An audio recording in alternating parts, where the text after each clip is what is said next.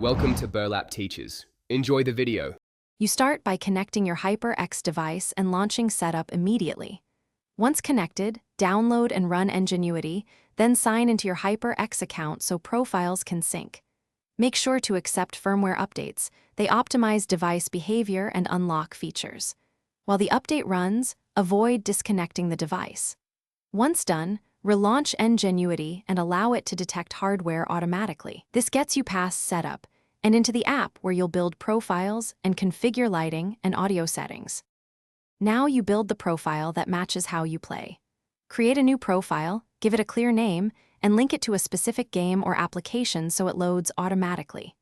Next, configure lighting by adding up to 4 layers: base color, effects, reactive, and overlay. Adjust brightness and speed while watching the preview. Then set macros, remap keys, and tweak the equalizer or surround settings for audio devices. Make sure to save after each major change, so nothing is lost between sessions. Finish by saving settings both to device memory and the cloud to ensure portability.